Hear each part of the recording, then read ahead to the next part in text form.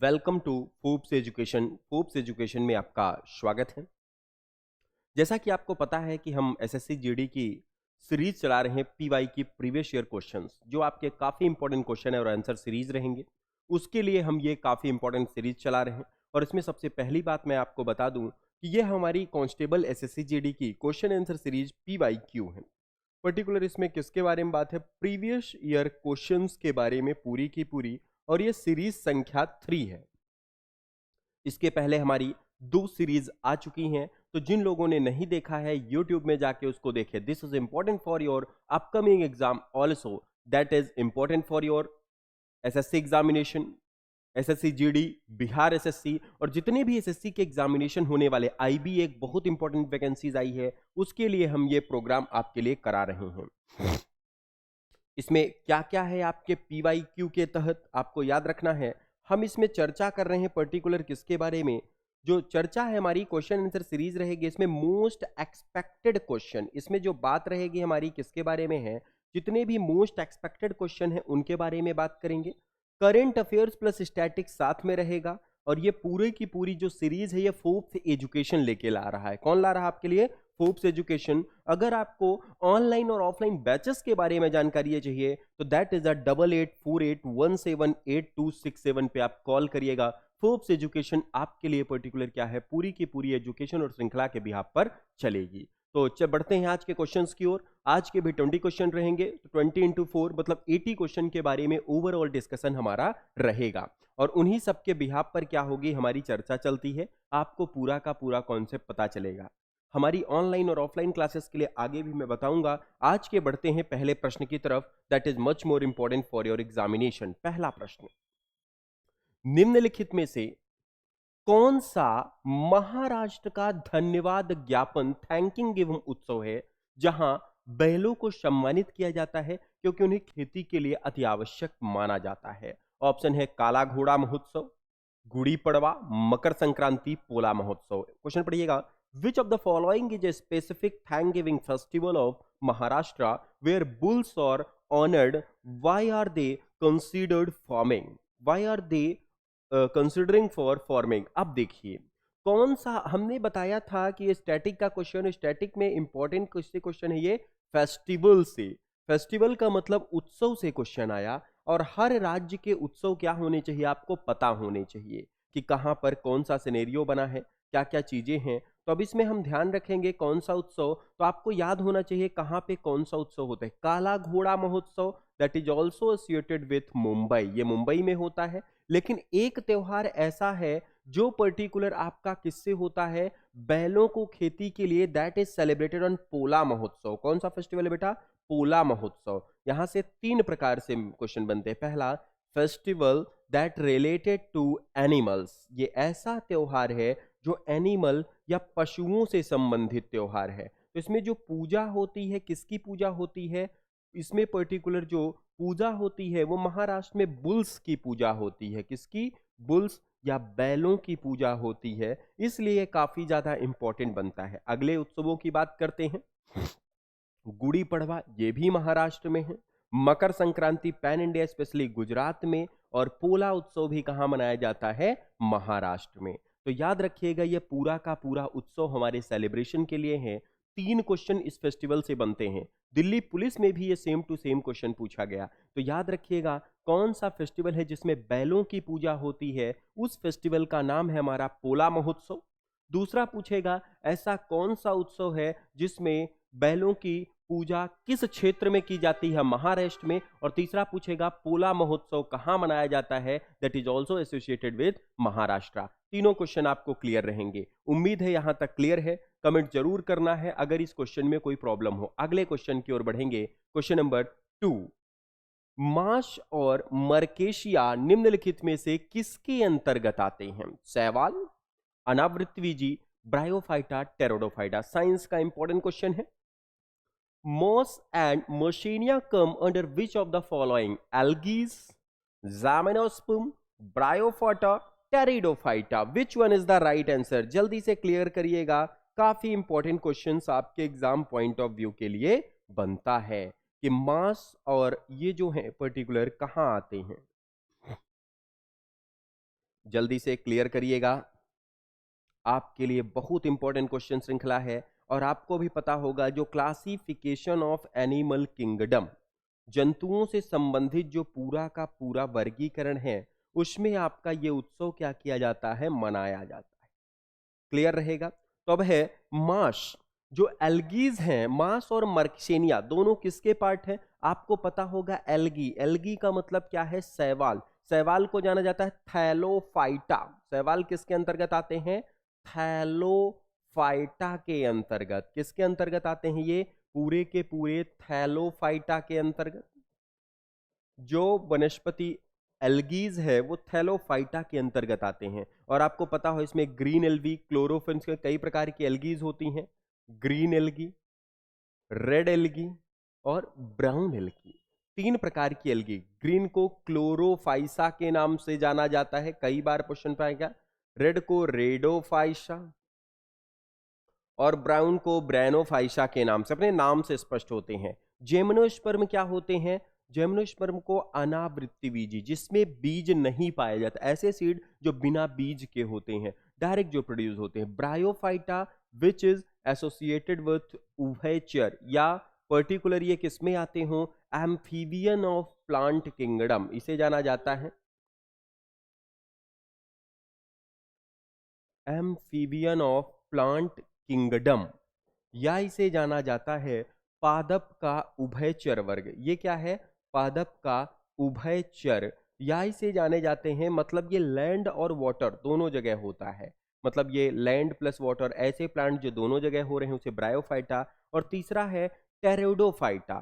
टेरोडोफाइटा का मतलब क्या है? जो मरुस्थल में उत्पन्न होते हैं, डेजर्ट एरिया में। तो आपसे पूछा गया मास और मार्केनिया, तो ये इसी के उदाहरण है। आप फर्न कहिए, मास कहिए, that is example of bryophyta. किसके हैं बेटा? ब्रायोफाइटा। बिल्कुल आपको याद रहेगा किसका एग्जांपल है ये? ब्रायोफाइटा का। क्लियर रहेगा। शैवाल कितने प्रकार के हैं ये भी आपको ध्यान रखना है। शैवाल कितने प्रकार के, किसके ऊपर क्वेश्चन बना है? क्लियर है। एक बार जल्दी से क्लियर कर दीजिए, यहां तक कोई दिक्कत? दोनों ऑप्शन। पोला महोत्सव कहाँ मनाया जाता है, ये भी हमने क्लियर कर लिया। पोला महोत्सव, वेरी गुड। पोला महोत्सव हमारा कहाँ था?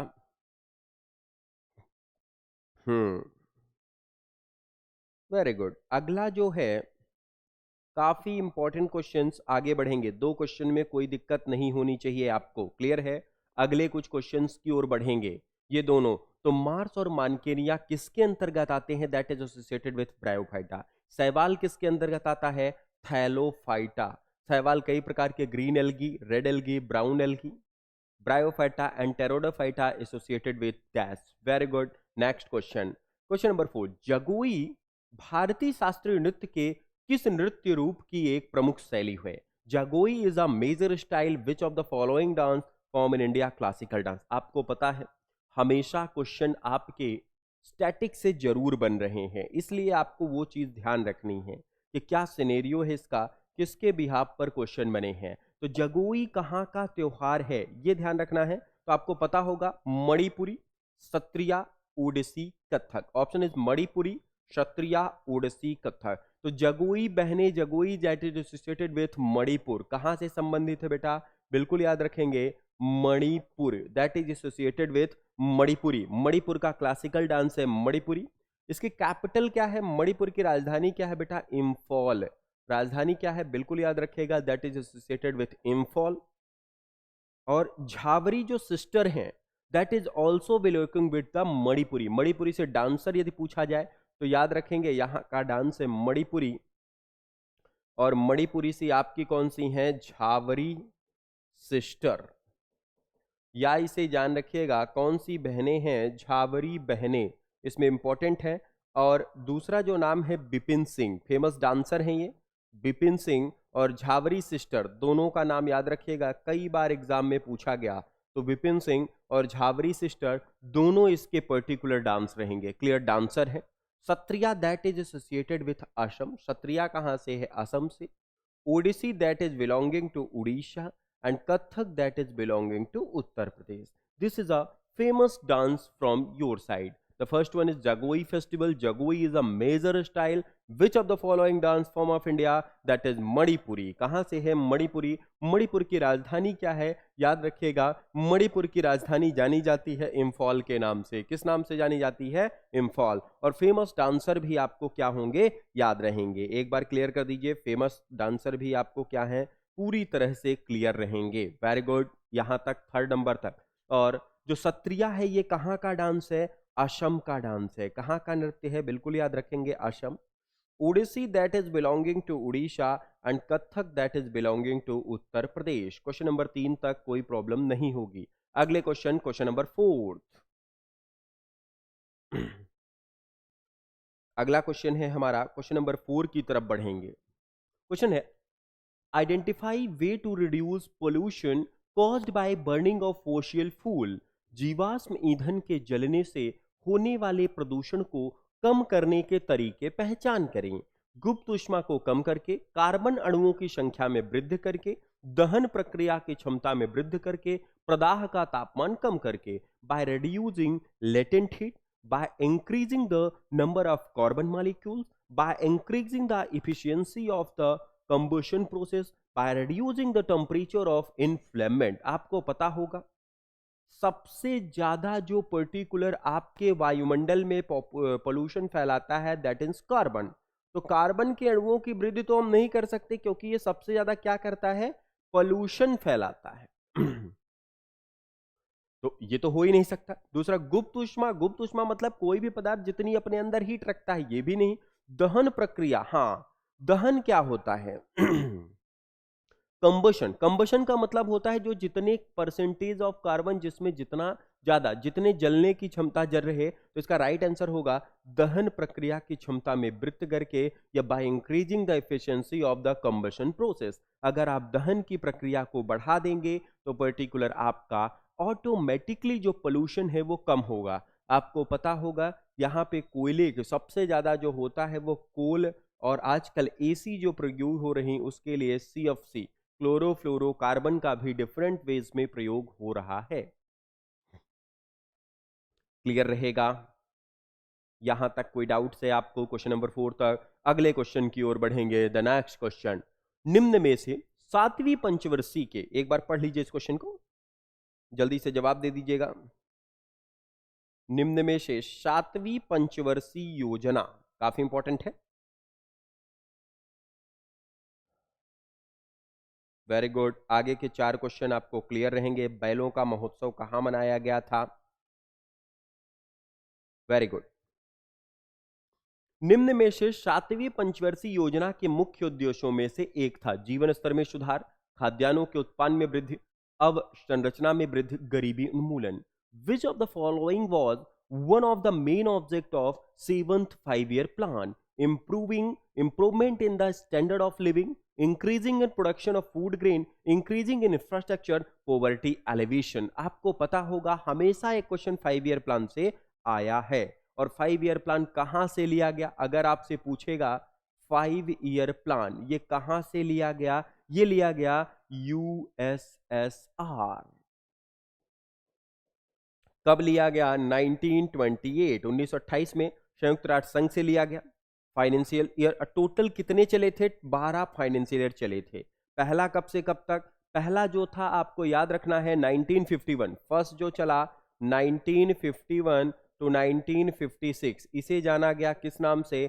Herald Domar model. इसे जाना गया किस नाम से? हेराल्ड डोमार मॉडल के नाम से. दूसरा चला आपका कब? 1956 टू 1961, और इसे जाना गया पीसी महालनोबिस मॉडल. कौन सा मॉडल जाना गया? PC Mahalanobis model. और जो तीसरा बना थर्ड 5-year प्लान 1961 टू 1966. इस दौरान क्या हुआ था? काफी युद्ध हो गए थे. और क्या हुआ था? गॉडगिल योजना के नाम से. थर्ड को किस नाम से जानते हैं? गॉडगिल योजना. गॉडगिल योजना कई बार डायरेक्ट पूछ लेता है. पीसी महालनोबिस ऑप्शन क्या है इसके? जो 5th 5-year प्लान थी वो थी गरीबी उन्मूलन के लिए. 7th पूछा गया. 7th आपकी increasing the production of food grain. 7th आपकी किसके ऊपर थी? Increasing the production of food grain, खाद्यान्नों में वृद्धि करनी थी. क्लियर रहेगा। और फिफ्थ 5 ईयर जो था इंक्रीजिंग द पॉवर्टी एलिवेशन, ये फिफ्थ की थी। पांचवी पंचवर्षीय योजना कौन सी थी? गरीबी उन्मूलन, बाकी दोनों नहीं है। तो आपको याद रखना है कि 5 ईयर प्लान सेवंथ की क्या उद्देश्य था? Increasing the production of food grain, या खाद्यान्न में उत्पादनों में वृद्धि करनी थी। जो फूड ग्रेन्स थे उनके उत्पादन में वृद्धि के लिए सिनेरियो बना था। फूड ग्रेन्स में जो आपका पर्टिकुलर इंक्रीजिंग ऑर्डर था उसके लिए सिनेरियो बना था, और फूड ग्रेन्स के लिए ये। और फिफ्थ 5 ईयर प्लान कब से थी? पॉवर्टी एलिवेशन था इसका। और टोटल ये लिया कहां से गया? यूएसआर, या वर्तमान में इसे रशिया के नाम से जानते हैं। कब लिया गया? 1928 में। क्लियर रहेगा। जोसेफ स्टेलिन के द्वारा, जोसेफ स्टेलिन के द्वारा, किसके लिए? जोसेफ स्टेलिन के द्वारा। एक बार ये ध्यान आप रखिएगा, काफी ज्यादा इंपॉर्टेंट रहेगा ये आपके लिए। Very good. अगले क्वेश्चन की ओर बढ़ेंगे। यहां कोई दिक्कत एक बार बता दीजिए, यहां कोई दिक्कत है? उम्मीद है यहां तक क्लियर रहेगा। एक 5 ईयर से क्वेश्चन आपका जरूर बनता है। 5 year plan, first 5 year plan कब से कब तक थी, क्या क्या चीजें थे उसमें, कौन सा इंपॉर्टेंट क्वेश्चन बनता है, और किसके बिहाफ पर चीजें बनी हैं, वो भी आपको क्या करना है? पूरा का पूरा याद रखना है। क्लियर। अगले क्वेश्चन की तरफ हम बढ़ेंगे, और अगले जो क्वेश्चन है हमारे, वो क्वेश्चन नंबर कुछ के आगे बात करेंगे। जीवाश्म ईंधन तपन, अगला जो क्वेश्चन है काफी इंपॉर्टेंट। फर्स्ट 5 ईयर प्लान 1921 से ये अडॉप्टेन हुआ था स्टेबलिन के द्वारा। फर्स्ट को जाना जाता है हैरड डोमार्ट, सेकंड को पीसी महालनोबिस, और थर्ड को गॉडगिल योजना। कौन सी योजना के नाम से जाना जाता है? गॉडगिल योजना। तो हर ऑप्शन के बारे में हम देख रहे हैं, जो आपके लिए गोल्डन अपॉर्चुनिटी रहेगी कि 20 क्वेश्चन की जगह 80 क्वेश्चन। अगला, किसने सितंबर 2022 में कोच्चि में स्वदेशी एयरक्राफ्ट कैरियर आईएनएस विक्रांत को प्रमाणित किया? who commissioned India's first indigenous aircraft carrier INS Vikrant in Kochi September 2022? ये उस समय का क्वेश्चन था, इसलिए पूछा गया। आईएनएस का मतलब क्या होता है? Indian naval ship. आईएनएस का मतलब क्या है? बिल्कुल याद रखेंगे, इंडियन नेवल शिप के नाम से जाना गया। और विक्रांत को प्रमाणित कमेंडेंस किसने किया? आपके वर्तमान जो प्रधानमंत्री हैं नरेंद्र मोदी। किसने किया? नरेंद्र मोदी। अमित शाह बिल्कुल आपके गृह मंत्री हैं। ज्योतिरादित्य सिंधिया आपके सिविल एविएशन मिनिस्टर हैं, मैक्सिमम इसके साथ चले जाएंगे, गलत है। राजनाथ सिंह डिफेंस मिनिस्टर हैं। और यही आप याद रखेंगे, नेवी डे कब मनाया जाता है? नेवी डे या इसे जाना जाता है किस नाम से? नौसेना दिवस के नाम से। नौसेना दिवस कब मनाया जाता है? 4 दिसंबर को। बिल्कुल याद रखेंगे, it is celebrated on 4 December. Clear है। अगले क्वेश्चन की ओर। तो आईएनएस विक्रांत का पर्टिकुलर याद रखेगा, आईएनएस विक्रांत पर्टिकुलर आप याद रखेंगे। पहली पंचवर्षीय योजना भी आपको याद रखनी है, उसमें क्या प्रभावित हुआ, कौन सी चीजें चली थी। आगे बढ़ें। Very good. अगला जो क्वेश्चन है वो काफी इंपॉर्टेंट है। ये देखिए अगला क्वेश्चन, क्वेश्चन नंबर 8 वस्त्र मंत्रालय के अंतर्गत आता है। वस्त्र मंत्रालय के अंतर्गत आता है, कौन सी योजना आती है? बिल्कुल याद रखेंगे। Blank comes under the ministry of textile, MPLADS member of parliamentary local area development scheme. Second one is the Ambedkar Social Innovation and Inclusiveness Mission. Third one is the Samarth Yojana. Fourth, Merchant Export Forum India. Mercantile Export Forum same है, दोनों हिंदी और English में इसका नाम same है। तो क्या आता है आपको पता होगा। पर्टिकुलर समर्थ योजना, वस्त्र मंत्रालय के अंतर्गत मजदूरों के लिए एक योजना बनाई गई थी। दैट योजना नेम इज द समर्थ योजना। और वर्तमान में जो पर्टिकुलर इनके मंत्री हैं वो कौन है? वो हैं टेपल मिनिस्ट्री, टेक्सटाइल मिनिस्ट्री जो है पर्टिकुलर वर्तमान में किसके पास है? अगर आपसे पूछा जाए अंडर द टेक्सटाइल मिनिस्ट्री, ये है वर्तमान में पीयूष गोयल के पास। किसके पास थी? पीयूष गोयल, बिल्कुल याद रखेंगे, दैट इज पीयूष गोयल। किसके पास है? पीयूष गोयल। और कौन सी योजना है? समर्थ योजना। समर्थ योजना किसके अंतर्गत है? जो भी कारीगर काम कर रहे हैं उनके देख रेख के लिए बराबर उनको पर्टिकुलर क्या मिले, सुविधाएं मिले, सुख मिले, उनके लिए योजना चलाई गई। नेक्स्ट क्वेश्चन, निम्नलिखित में से किस मौर्य राजा के शासनकाल में कलिंग युद्ध लड़ा गया? ये सबसे बन जाएगा, जल्दी से जवाब दीजिए। किसके शासनकाल में कलिंग युद्ध लड़ा गया? इंग्लिश में भी पढ़िएगा, काफी इंपॉर्टेंट क्वेश्चन बनेगा ये। किसके शासनकाल में कलिंग युद्ध लड़ा गया? 4 ऑप्शन है आपके पास। उम्मीद है आपसे बनेंगे ये क्वेश्चन, क्योंकि ये तो एक नहीं कम से कम 8 से 10 बार आपकी क्लासेस में ही डिस्कस हुआ है। Very good. ड्यूरिंग, फिर क्वेश्चन देख लीजिएगा। Kalinga war was fought during the region of which of the following Maurya king? First one is the Dasharatha, Chandragupta, Bindusara, Ashoka. तो there are 4 option, Dasharatha, Chandragupta, Bindusara, Ashoka. आपको पता है कि पर्टिकुलर ये जो मौर्य डायनेस्टी है, कौन सी डायनेस्टी है? मौर्यन डायनेस्टी। हम बात कर रहे हैं किसके बारे में? मौर्यन डायनेस्टी या मौर्य काल के बारे में। आपको सबको पता है कि मौर्य काल 332 बीसी से चला। इसके जो फाउंडर थे चंद्रगुप्त मौर्य थे। कौन थे? सीजी मौर्य या चंद्रगुप्त मौर्य थे। चंद्रगुप्त मौर्य के बाद इसका जो शासक बना, उस शासक का नाम था बिंदुसार। और बिंदुसार के बाद जो प्रतापी शासक बना वो कौन बना? अशोक। अशोक ने कौन सा युद्ध लड़ा? कलिंग वॉर। बहुत सारे युद्ध लड़े थे। 261 बीसी में ये राजा बने, 269 बीसी में किंग हुए, और फेमस वॉर 261 बीसी में लड़ा गया कलिंग वॉर। कौन सा वॉर लड़ा गया बेटा? कलिंग वॉर। और कलिंग वॉर किस शासन के युद्ध में लड़ा गया? That is most favourite, that is Ashoka. किसके शासनकाल में? अशोक के शासनकाल में लड़ा गया। और ये अशोक के 13th रॉक, पत्थर के शिलालेख मिले हैं। अशोक के ही शासनकाल में किसके शिलालेख मिले? पत्थर के शिलालेख। और उन्हीं से पूरी चर्चा है। अशोक के ही शासनकाल में पर्टिकुलर कई सारे डायनेस्टियल, कई सारे राजा यहाँ आए थे। कलिंग वॉर जो है पर्टिकुलर क्या था? कलिंग वॉर एक स्त्रियों के माध्यम से लड़ा गया युद्ध जो अशोक ने लड़ा, और वहां पे काफी रक्तपात हुआ। अशोक उससे प्रभावित हुए और वहीं से उन्होंने पूरा अस्त्र शस्त्र त्याग दिया और बौद्ध धर्म अपनाने का निर्णय लिया, और यहीं से बौद्ध धर्म अपनाया। तो 261 बीसी में जो युद्ध लड़ा गया वो कौन सा था? कलिंगा वॉर। किसके किसके बीच लड़ा गया था? कलिंग और पर्टिकुलर कलिंग में अशोक और उनके बीच। महेंद्र शंखमुक्त ये देवी के रूप में थी। वेटन टू त्रिवंडा में चले गए थे, ये पत्थर के शिलालेख में मिला, और राजा का नाम क्या था? अशोक। बिल्कुल याद रखिएगा। चंद्रगुप्त उसके फाउंडर के रूप में थे। क्लियर ना? इस प्रकार से रहेगा। चंद्रगुप्त मौर्य कौन थे? उसके फाउंडर के रूप में बने हैं। क्लियर रहेगा? Very good. अगला, भारत के राष्ट्रपति का चुनाव खालिस्तान द्वारा किया जाता है?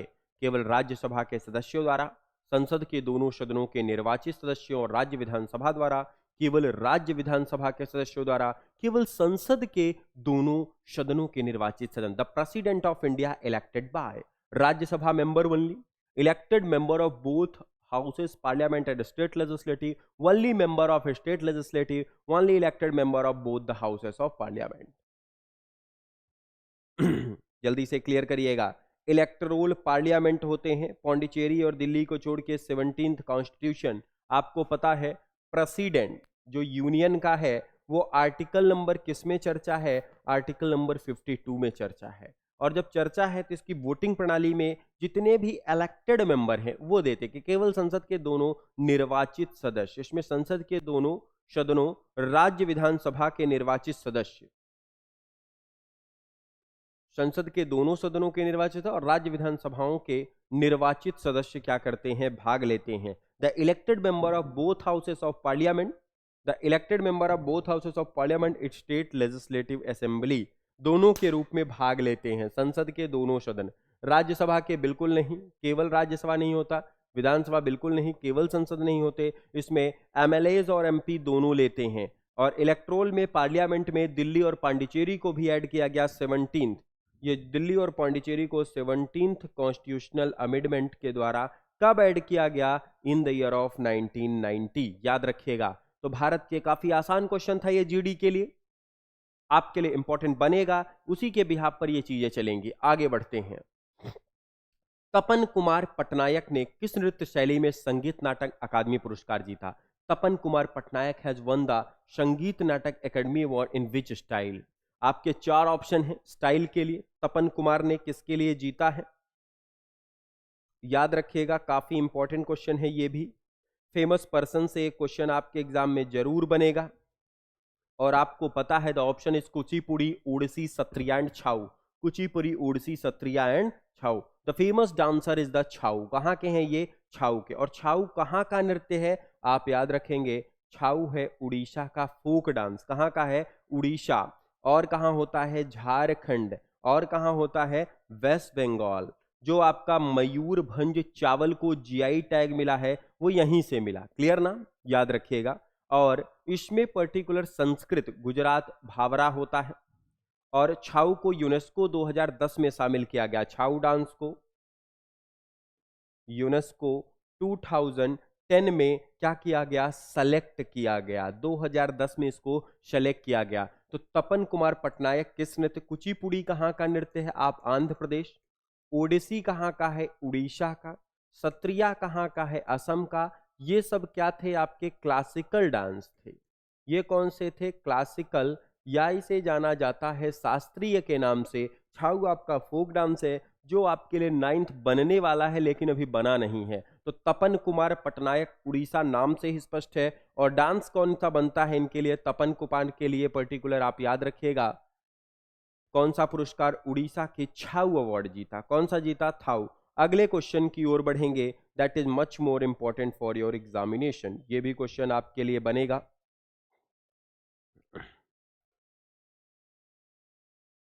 अगला, महात्मा गांधी श्रृंखला के 2000 के नोट को बैंक के पृष्ठ पर चित्र है। लाल किला, मंगलयान, सूर्य मंदिर, Konark. The ₹2000 bank note of Mahatma Gandhi new series है पिक्चर। 2000 की नोट में किसका पिक्चर होता है? सबको पता है, बंद हो चुका है। सितंबर 2023 के बाद पूरी तरह से नोट बैन है। 2000 का नोट क्या हो चुका है? बैन। और इस पे किसका था? आपके लाल किला या सॉरी, किसका था? मंगलयान। सॉरी मंगलयान, या इसे मंगलयान था। लेकिन बाकी नोट भी याद रखेंगे।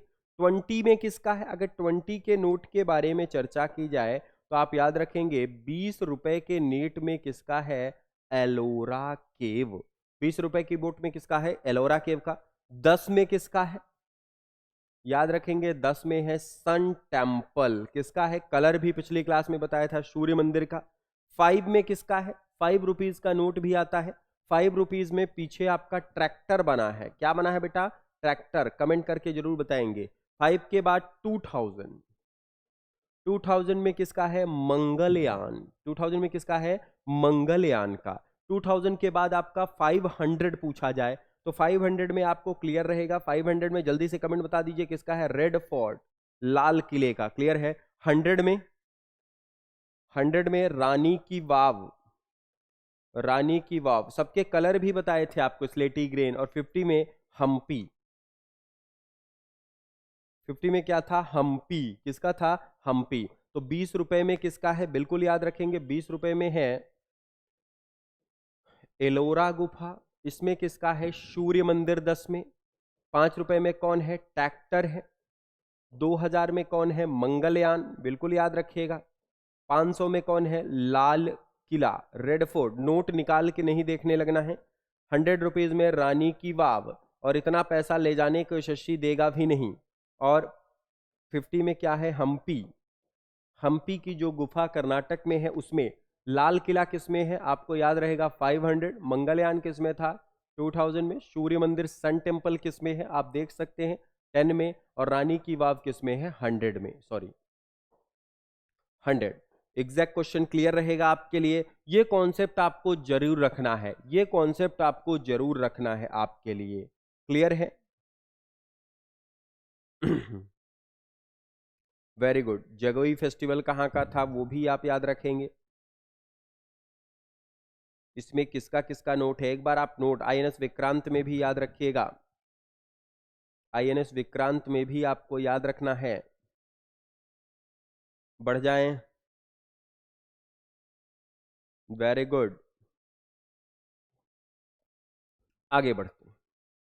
भारतीय संविधान के मूल लेख में खाली स्थान अध्यक्ष है। बहुत इंपॉर्टेंट क्वेश्चन, अब बहुत basic. The origin article of the Indian constitution contained in articles. भारतीय संविधान के मूल संविधान में कितना है? तो आपको पता है संविधान बनाने में टोटल टाइम 2 साल 11 महीने 18 दिन का लगा। अब जब संविधान बना तो इसमें कितने भाग थे? मूल संविधान की बात की जाए, पार्ट की बात की जाए, तो याद रखेंगे यहां पर जो पार्ट हैं शुरू में 22 थे। आर्टिकल की बात की जाए तो 395, और पर्टिकुलर जो आपके क्या बने पार्ट आर्टिकल के बाद, जो आपका क्या होता है शेड्यूल, शेड्यूल जो थे वो समय पहले 8 थे। तो ये इसका राइट आंसर क्या हो जाएगा? 395। और संशोधन पार्ट 25 जब आगे आया तो अमेंडमेंट होके पार्ट कितने हो चुके हैं? 25। आर्टिकल कितने हो गए हैं? 448 या 498 के करीब पहुंच रहे हैं। क्लियर? और शेड्यूल कितने हैं? शेड्यूल अब 12 हैं।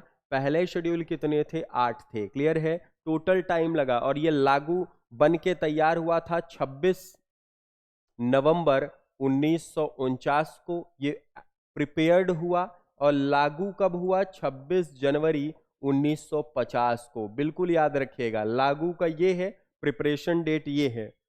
9 दिसंबर 1946 को पहली बैठक हुई थी कॉन्स्टिट्यूशनल असेंबली के। क्लियर रहेगा? 9 दिसंबर 1946 को पूरी की तरह से ये कहानी आपके लिए बनेगी। याद रहेगा? Very good. आगे बढ़ते हैं, काफी इंपॉर्टेंट क्वेश्चन रहेगा। आर्टिकल नंबर कौन सा बना? मूल संविधान में कितने थे? 395। अगला, आपातकाल के दौरान कौन से आर्टिकल्स को निलंबित नहीं किया जा सकता? वेरी गुड क्वेश्चन है। आपातकाल के दौरान किन मौलिक अधिकारों को निलंबित नहीं किया जा सकता? Which fundamental right can not be suspended during emergency? Article 16-17, अनुच्छेद 14-15, अनुच्छेद 20-21, अनुच्छेद 18-19। 16-17, 14-15, 20-20। आपको पता है ड्यूरिंग द इमरजेंसी, आपको पता है सस्पेंशन ऑफ फंडामेंटल राइट्स, ये कहां से लिया गया है? सस्पेंशन ऑफ फंडामेंटल राइट्स या मौलिक अधिकारों का निलंबन लिया कहां से गया? That is Germany. कहां से लिया गया? जर्मनी से। और ड्यूरिंग द इमरजेंसी 1935 के अनुसार 3 इमरजेंसी है। इमरजेंसी की बात की जाए तो इमरजेंसी 3 है। कौन कौन से आर्टिकल में? आर्टिकल नंबर 352, 356 और 360 में। क्लियर? ये कॉन्स्टिट्यूशनल है। और इस प्रकार से तो इसमें जो आर्टिकल 20 और 21 है, आर्टिकल 20 और 21 राइट टू लिव जो है, इसको नहीं खत्म किया जा सकता। क्लियर? और जो इमरजेंसी भारत में है 3 बार लगी है। इमरजेंसी कितने में लगी? 3 बार, 1962, 1971 और 1975। ये 3 बार यहां पर इमरजेंसी क्या थी? आपके लिए लगाई गई। तो आपातकाल के दौरान किन मौलिक अधिकारों को निलंबित नहीं किया जा सकता? That is article 20 and 21। याद रहेगा, आर्टिकल 20 एंड 21 कहां से लिया गया? जर्मनी से लिया गया। और 20 और 21 में क्या है? ये सब आपके फंडामेंटल राइट्स हैं। 16-17 right to equality, sorry right equal by the laws या राइट टू इक्वलिटी के दौरान होता है। क्लियर रहेगा? कोई दिक्कत यहां तक? और इमरजेंसी के दौरान भी ये पूरी की पूरी चर्चाएं आपके लिए बनती हैं। पोला महोत्सव कहां था? कहां किसने भाग लिया था? वो भी आपको याद रखना है। आईएनएस में किस नोट में क्या कहां पीछे बना, क्या क्या चीजें हो गई इसमें। क्लियर ना?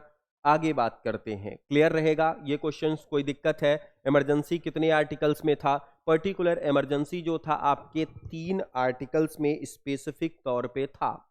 और ये जो इमरजेंसी था, सस्पेंशन ऑफ इमरजेंसी पूरा का पूरा कहां से लिया गया? आपको याद रखना है, that is coming for Germany. 1958 में डोबरन से कैलस तक इंग्लिश चैनल को पार करने वाले भारतीय कौन थे, जो 1966 में एक कैलेंडर वर्ष में 5 महाद्वीपों के महासागरों में तैराकी करने वाले एकमात्र व्यक्ति थे? Question, who was the first Indian to cross the English channel from Dover to Calais in 1958, who was also the once only person to swim across the ocean of 5 continents in calendar year in 1966. That person name is the Mihir Sen. क्या नाम है? Mihir Sen. First Olympic Indian medal wrestling में जो जीता था, first Asian 1966 में इन्हीं ने जीता था, मिहिर सेन ने. कौन थे? मिहिर सेन. बिल्कुल याद रखेंगे. नेक्स्ट, कौन सी अक्षांश रेखा भारत के मध्य से होकर गुजरती है जो देश की जलवायु को प्रभावित करती है? Which latitude lines passes through the middle of India which affect the climate. अब आप ग्लोब में याद रखिएगा, बीचों बीच जो रेखा जाती है उसे कहते हैं इक्वेटर लाइन या भूमध्य रेखा. अब भूमध्य रेखा 0 डिग्री और ये नॉर्थ और ये साउथ बन गया. तो अब 23.5 डिग्री मतलब इस प्रकार की जो रेखा 23.5 नॉर्थ में रहती है, इसे जाना जाता है ट्रॉपिक ऑफ कैंसर, या इसे जानते हैं किस नाम से? कर्क रेखा. और दूसरी जो बनती है 23.5 डिग्री साउथ में, उसे ट्रॉपिक ऑफ कैप्रिकॉन, या इसे जानते हैं मकर रेखा. तो इसने पूछा है भारत के मध्य से. अब आपको भी पता है यदि इंडिया के पार्ट से जाएं तो यहां से बीचों बीच गुजरती है ट्रॉपिक ऑफ कैंसर. तो ट्रॉपिक ऑफ कैंसर कितने से ट्रॉपिक ऑफ कैंसर या कर्क रेखा के नाम से जाना गया, और कर्क रेखा भारत के कितने क्षेत्रों से होकर गुजरती है, यह भी आपको मालूम रखना है ट्रॉपिक ऑफ कैंसर के लिए. दूसरा क्वेश्चन ये भी पूछता है कि ट्रॉपिक ऑफ कैंसर जो है भारत, यदि भूमध्य रेखा के बीचों बीच पूछा जाए तब तो कहानी अलग रहेगी. तो 23.5 की कहानी है, ये गुजरती है कर्क रेखा. आपके लिए क्लियर रहेगा. ये आपके बीचों बीच जो है वो पर्टिकुलर इस बिहाफ पे बनते हैं, याद रहेगा. Very good. ठीक है, कितने अनुच्छेद थे मूल संविधान में, ये भी आपको याद रहेगा. Very good. अगली चर्चा है क्वेश्चन नंबर 16. ऐसी राजस्व प्राप्तियां जिनका सरकार पर दावा नहीं होता क्या कहलाती हैं?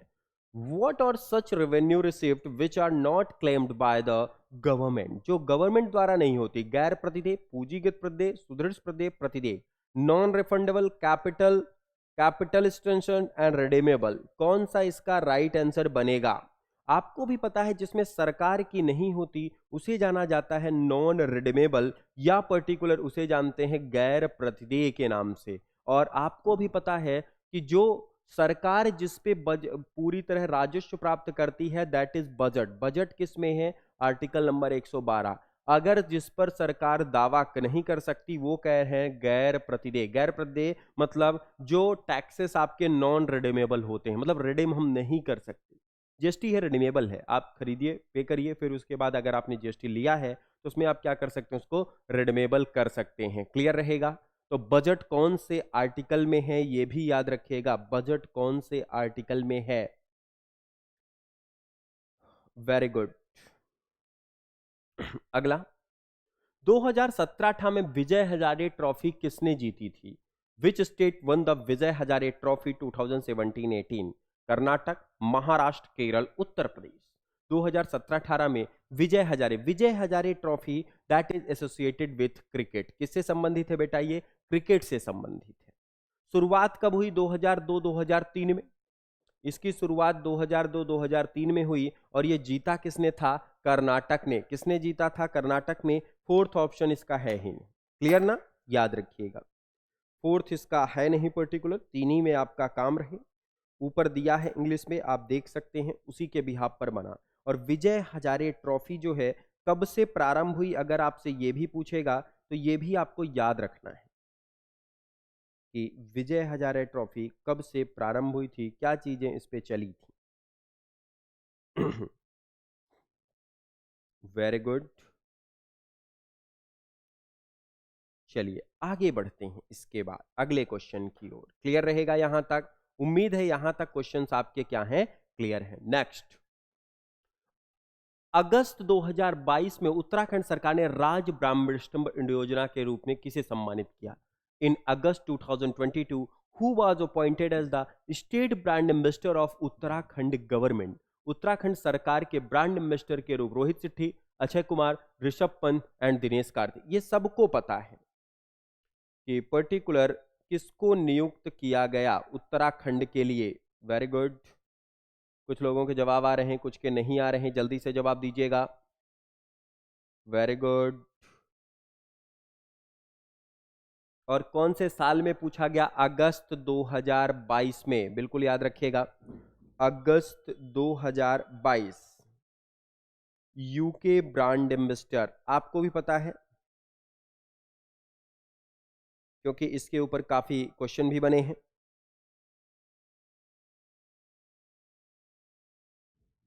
किसको नियुक्त किया है? 11 अगस्त 2022 को। अगस्त की कहानी है। 11 अगस्त 2022 को उत्तराखंड के रूप में नियुक्त किया गया किसको? ऋषभ पंत को। किसको नियुक्त किया गया?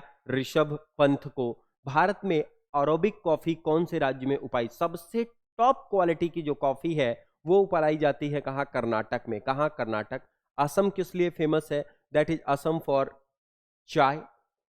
उत्तराखंड में आपके क्या होती? Flavia flowers. कर्नाटक में आपके सनफ्लावर और कॉफी, ये दोनों। और राइस के लिए इंपॉर्टेंट है वेस्ट बंगाल, और जूट के लिए इंपॉर्टेंट है वेस्ट बंगाल। तो याद रखेंगे, अरेबिक कॉफी सबसे टॉप क्वालिटी की कॉफी है। टॉप क्वालिटी कॉफी, सबसे उत्कृष्ट योग्यता वाली यही है। क्लियर है? लास्ट क्वेश्चन आज का, भारत में संपूर्ण जनगणना कब की गई? जल्दी से जवाब दीजिएगा।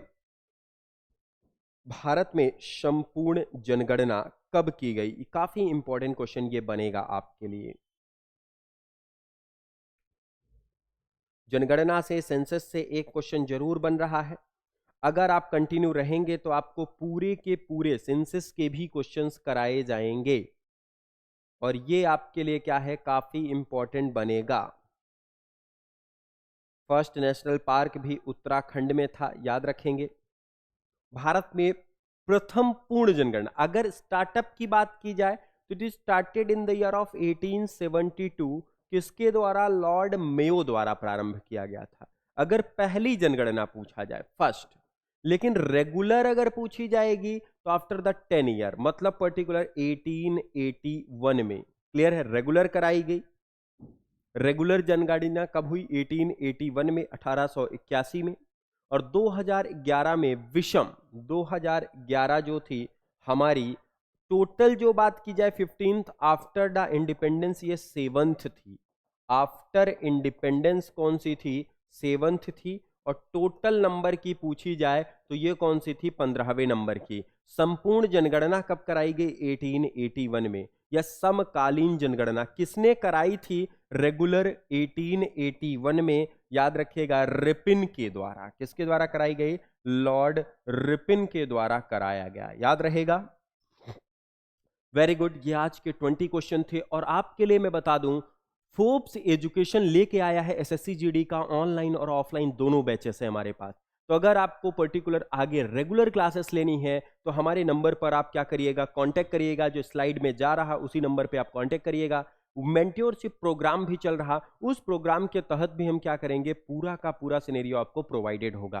क्लियर रहेंगे पूरी चीजें? उम्मीद करता हूं पूरे क्वेश्चंस आपको क्लियर हुए होंगे। कोई दिक्कत यहां तक? काला घोड़ा कहां बनाया गया, कौन सी चीजें थी, किसके बिहाफ पर ये क्वेश्चन बने हैं, इन्हीं से पूरी चर्चाएं रहती हैं। क्लियर है? बाकी की चर्चा नेक्स्ट क्लास में। Thank you to all.